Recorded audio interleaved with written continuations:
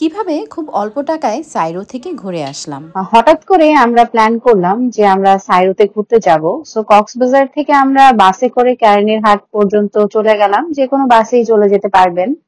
তারপর ওইখানে আমরা মেহফিলে ব্রেকফাস্ট করেছি। ব্রেকফাস্ট করে আমরা সিএনজি নিলাম। সিএনজি প্রায় আপনার 1200-র মতন চেয়েছে, 1100-1200-র মতন দিয়ে আপনারা সাই রিসর্ট পর্যন্ত চলে যেতে পারবেন।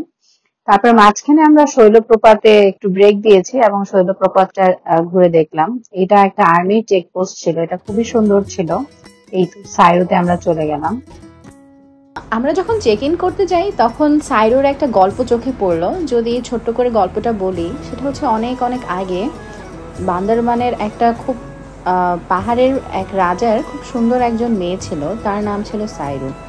সেই মেয়ে হচ্ছে খুব প্যাশনেটলি হচ্ছে এক যুবকের প্রেমে পড়ে। সেই যুবকেও আবার আরেকটা গোত্রের, মানে আরেকটা হিল ট্রাইবের রাজার ছেলে ছিল। কিন্তু দুইটা গোত্রর খুব মানে দুঃসম্পর্ক ছিল এবং এমনই তাদের মধ্যে শত্রুতার সম্পর্ক ছিল যে তারা এক গোত্রর মানুষ আরেক গোত্রের সাথে কথা বলতো না। কিন্তু এত শত বাধা থাকার পরও তাদের দুজনের যে প্রেম ছিল সেটা আসলে দিন দিন অনেক গভীর হতে থাকে। এবং যেটা হয় যে একটা সময়ে তাদের যে প্রেম সেটা আসলে সবার মধ্যেই ধরা পড়ে যায়, সবাই জেনে যায় যে তাদের মধ্যে একটা রিলেশনশিপ আছে। তখন যে রাজার ছেলে ছিল, সেই রাজা তার ছেলেকে জোর করে বিয়ে দিয়ে দেয় আরেকটা মেয়ের সাথে। কিন্তু সাইরো আসলে এটা মেনে নিতে পারে নাই যে তার পছন্দের পুরুষের আরেকজনের সাথে বিয়ে হয়ে গেছে। এবং সাইরো এই ঘটনা থেকে আসলে সে খুব ব্যথিত হয় এবং সে আস্তে আস্তে খুব ডিপ্রেসড হয়ে যায় এবং দেখা যায় যে সে বিভিন্ন পাহাড়ে পাহাড়ে আসলে ঘুরতে থাকে এবং পরে একটা সময় আসলে তাকে আর কখনোই খুঁজে পাওয়া যায় না। তো দুটো গাছ আছে সাইরো নামে একটা পয়েন্টে, যে গাছটা একটা আরেকটার সাথে ইন্টারটুয়াইন্ড ভাবে আছে, ওই জায়গাটাকে সাইরো পয়েন্ট বলে। সাইরোর পুলটার ভিউ অসাধারণ ছিল। আমরা যখন নামি তখন চারপাশে মেঘ থাকা ছিল, কিছুই দেখা যাচ্ছিল না। সাইরোর পুলটা সমুদ্র পৃষ্ঠ থেকে 18,000 ফিট উপরে ছিল। কিছুক্ষণের মধ্যে যখন মেঘগুলা সরে গেল তখন চারপাশে অনেক সুন্দর ভিউ দেখা যাচ্ছিল এবং সাইরোর পুলটা থেকে মহেশখালীর মাতার বাড়ির কয়লা বিদ্যুৎ কেন্দ্র পর্যন্ত দেখা যাচ্ছিল। চারপাশের পাহাড় অদ্ভুত রকম সুন্দর ছিল। আমরা সাইরোর ক্যাফে যেটা ছিল ওইখানে বিভিন্ন ধরনের চাকমা বা ট্রেডিশনাল খাবার খেয়েছি। তার মধ্যে মুন্ডি ছিল, চিকেন লাক্সু ছিল, এমনিতে চটপটি ছিল। সবগুলো খাবারই অন এভারেজ মোটামুটি ভালোই ছিল। আর রাতের ডিনারে আমরা যেটা দেশি চিকেন আছে সেটার ব্যাম্বু চিকেন নিয়েছিলাম, সাথে বাতাবি রাইসটা ওইখানে একটু ডিফারেন্ট ছিল, আর আমরা ঘন ডাল নিয়েছিলাম। সো আমাদের 3 জনের জন্য এনাফ ছিল।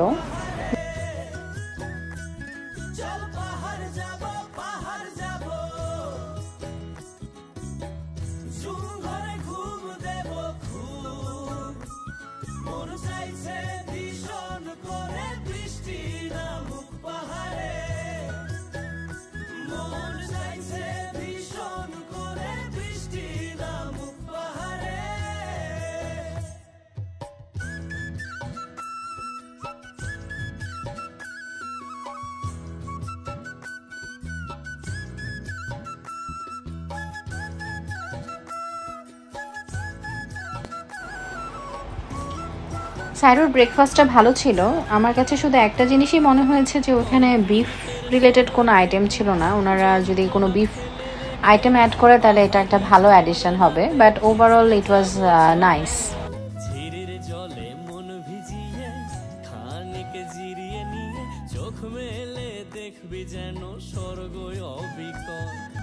কংক্রিটের শহর থেকে যন্ত্রণা ফেলে রেখে পাহাড়ি ঝরনাতে ভিজতে যাব, চল ঝিরির জলে মন ভিজিয়ে খানিক জিরিয়ে নিয়ে চোখ মেলে দেখবে যেন স্বর্গ অবিকল।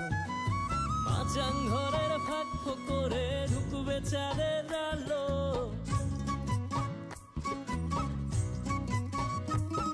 আরে মাচাং ঘরের ফাঁক করে ঢুকবে চাঁদের আলো।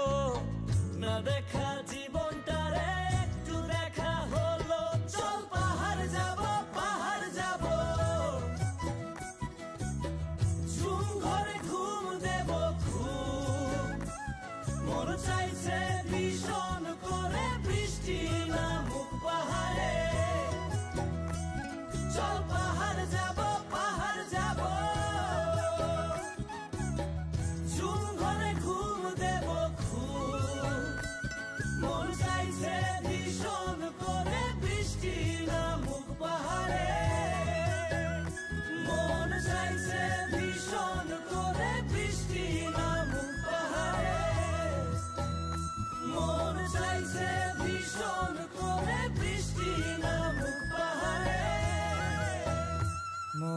চাইছে ভীষণ করে বৃষ্টি নামুক পাহাড়ে।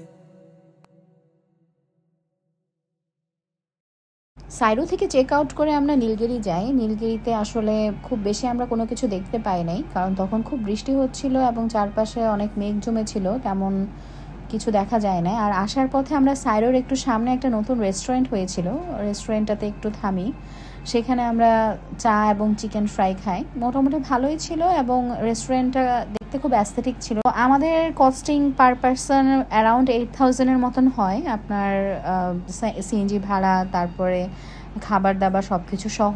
বাট আপনারা যদি উইকডেজে সাইরোতে আসেন তাহলে আপনাদের পার পারসন 3,000-এর মতন কস্টিং আসবে। তখন 11,000 সামথিং রুম রেন্ট হবে। আর সেই সাথে যদি আপনারা সাইরোতে খাওয়া দাওয়া স্কিপ করেন, যাতায়াত সহ আপনারা 4,000 or 5,000-এর মধ্যে আপনারা আপনাদের ট্রিপটি কমপ্লিট করতে পারবেন পার পারসন।